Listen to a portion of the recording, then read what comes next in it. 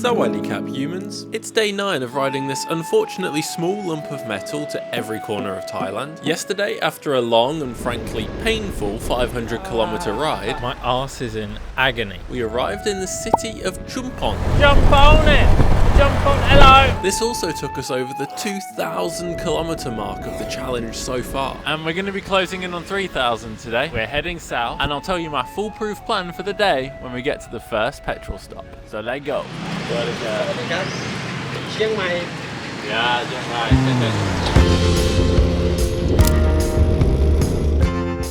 With it being so early, I had to find ways to wake myself up a bit, which was a treat for all of our ears. We're walking on sunshine, whoa, and don't it feel good? Here we are, baby, Highway 41. I'm on Route 41. Or something like that. Mercifully, the gods of fuel efficiency put an end to my singing. Gas stop number 1. And you know they also got our favourite here. But instead of water for once, I got breakfast snacks, coffee and I don't know what this is actually. Some sort of chocolate bread. Oh, and it smells like the pure sugar that it is as well. That looks like heart disease in a bun. Tasty heart disease though. It's very good. I'm just chilling next to some monks as well. Now I've stopped for a moment while I drink my coffee. Let me tell you my foolproof plan for the day. So, thing 1, the total journey today is saying 485 kilometers, but with an exploration here or there on the way, it's probably going to be another 500-kilometer day. My arse and my shoulders have kind of shriveled up even thinking about it just then. Also, it's important I get to the next town early today because I've got to get up very early tomorrow morning. My adventure tomorrow is one that makes me nervous, and I'll explain tonight what it is we're doing tomorrow and why it's therefore so fear-inducing. Thing 2, this weather is looking highly unpredictable today. On the way down, I rode through 2 short rain showers. I do not want to get caught up in that later today, so I want to just hit the road and make some good progress. Don't know if this coffee was a good idea. It's going to make me need the bathroom really bad. And then finally, thing 3 for the day is I've got my eye on a waterfall. It looks pretty cool, and I want to see that on the way down. All right, I can feel it brewing, so I'm going to go take care of that, and then I'm going to hit the road again. And I hope I don't end up regretting that coffee too much.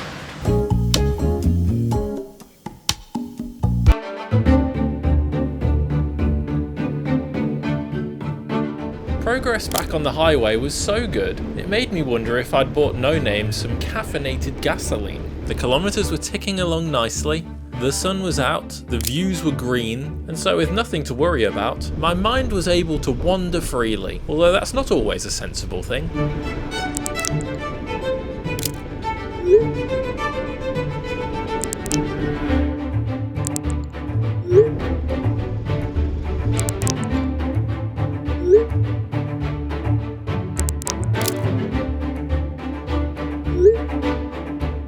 Before I persuaded myself any of these were actually sensible enough to follow through with, I pulled over and filled up the tank with regular, boring petrol. Okay, that is gas stop number 2 of the day. So I've put liquids into No Name and I've removed liquids from myself.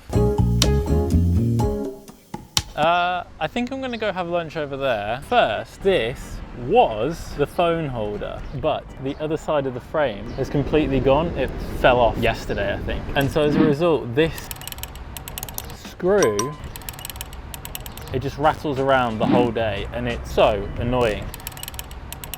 I've tried to stop the rattling with sellotape, but I've not done a very good job. So right now I think I'm gonna try and fix that again. Oh, I just burnt my leg on the exhaust. Okay, let's get the old shit off first. Yeah, look at this high quality DIY right now. Oh, it better not be that bit rattling. I should fix that too.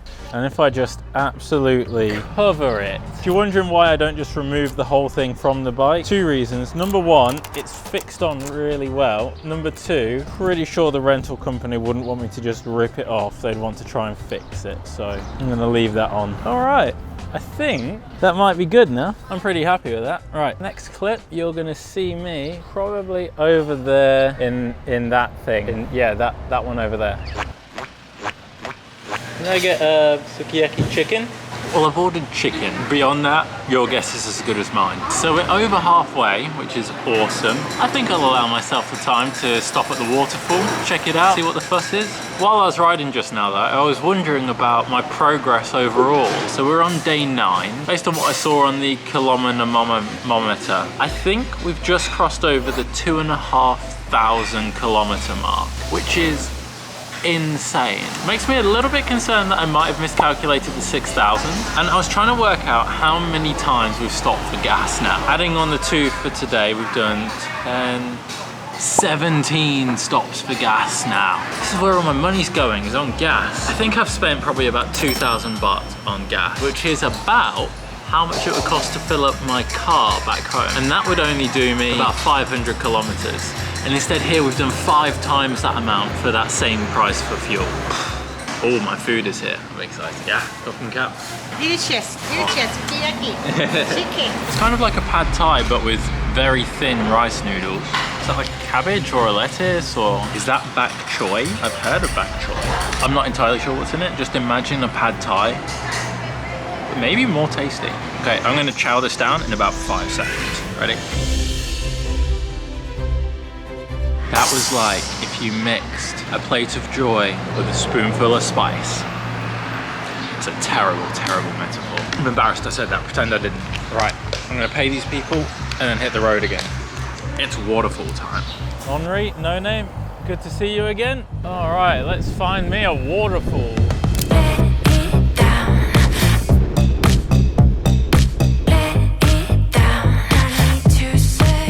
Having cruised down the highway pretty much on autopilot the whole day, I assumed locating the waterfall would be simple.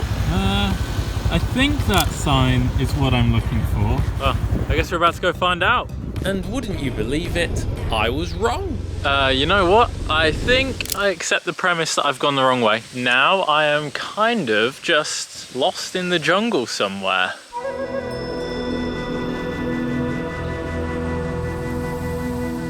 Really too sure where I am. That's where I've come from. There's these kind of houses. I like it here though. It's good to get lost sometimes. Wow, I'm pretty sure these are rubber trees. I've learned about these before actually. It's quite interesting, but also a little bit sad. The way that they collect this rubber is they'll cut away pieces of bark like this, and then when they're trying to collect, these cups are tipped up and essentially the tree bleeds the rubber into the pot, and that's how they get natural rubber. Car tires, what else is made from rubber? Bike tires, aeroplane tires, tires on the little toy Lego things, anything that's made out of rubber basically. Bouncy balls, it's pretty cool. But one thing I did learn from my time volunteering in Thailand, whilst it seems great to be harvesting rubber naturally rather than synthetically, is that because there is so many trees, both rubber and palm oil, planted, particularly in southern Thailand, huge swathes of land have just become dominated by this one species. It's great for CO2 emissions, not so great for biodiversity. I'm gonna have to fact check the hell out of that. It's been a while since I've thought about rubber trees. It is beautiful here though. It's good. It's fun to get lost sometimes. I'm gonna try find this waterfall though. I feel like I set out on a mission. I gotta complete the mission now.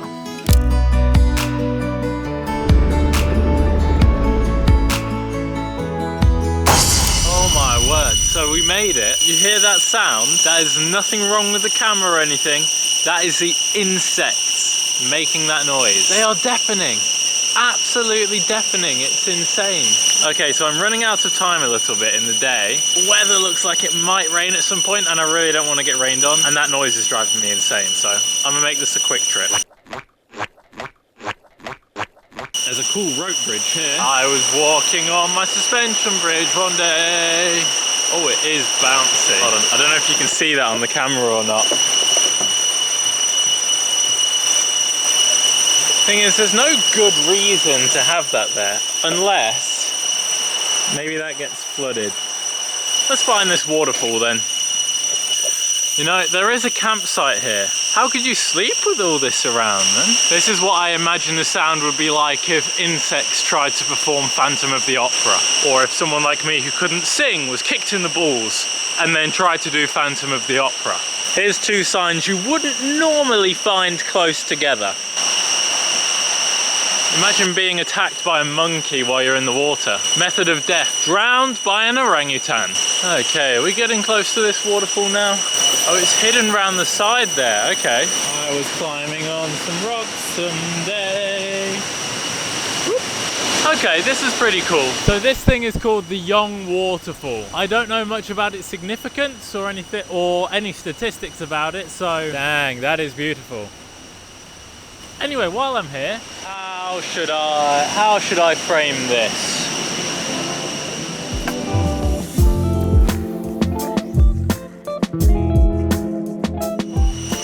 So I was just flying the drone, and not only did I need to stop because I have no GPS signal out here, so the drone would not be able to find its way back if I lost connection with it, but also it's starting to rain. So I'm gonna pack up real quick, and I don't want to be riding another 180 kilometers in the rain. So next time you'll see me, probably be stopping for gas. Okay, this is when I put total faith in my dry bags.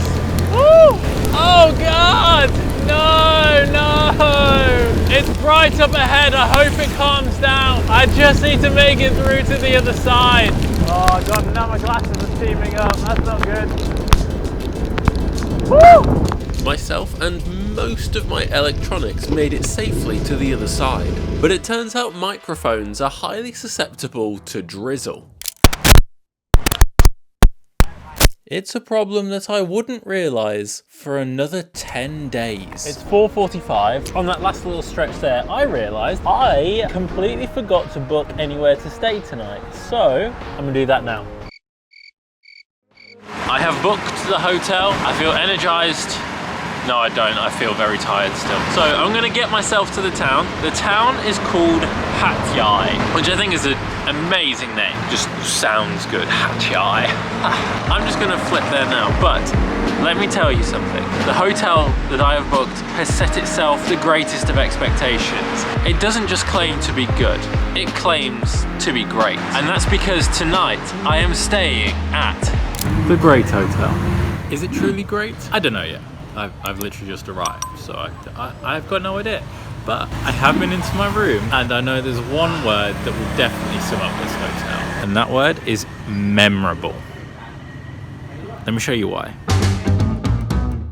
There's a TV. As you can see, I've already made a good little mess. Table and chair, balcony, very nice city view, big towers over there. I've already seen a lot of ambulances in this town, that's concerning. But there is one thing that makes this hotel, specifically this room, truly unique. Is it the mirror on the roof? Oh, you would think it would be the mirror on the roof. But the real unique thing is the bed itself. Yeah, the bed's round.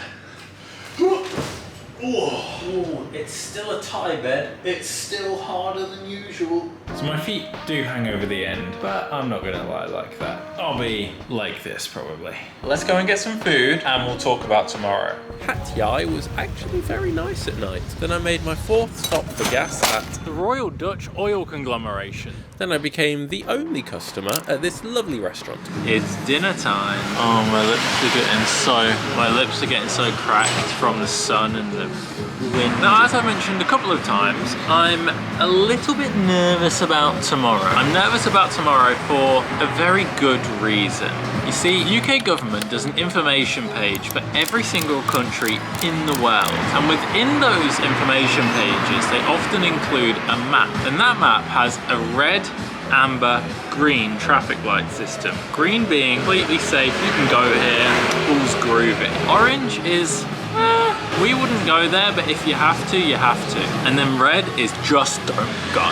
If you want to die, go here. Otherwise, don't go. An example of a green country would be Canada, Switzerland, the United States. Even a country that borders us, Malaysia, is all green. But bizarrely, Thailand has a little patch of orange, and as it happens, that patch of orange is where I'm going tomorrow. It's the regions of Patani, Narathiwat and Yala, and half of Songkhla. We're in Songkhla right now, but not the orange part. The reason these states have got this warning is because of some terrorist activities that has happened over recent years. I'll explain more about what all that is in tomorrow's episode. But what it means for me is I'm nervous. Honestly, I don't believe there will be any issues. But at the same time, there's just that little part of me that's worried. Also, I don't think my travel insurance will be valid for any point that I am in that region. So if I have a bike accident, if anything gets stolen, if I get macheted to death, insurance, yeah, that's not their problem. So if anything, that's more my concern. Given my clumsiness at times,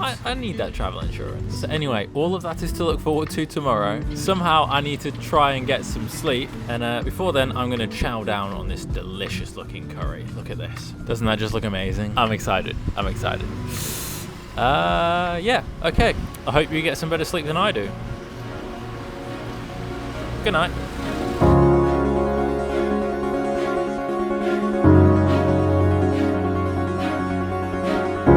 I talked about being macheted to death. What kind of an ending is that?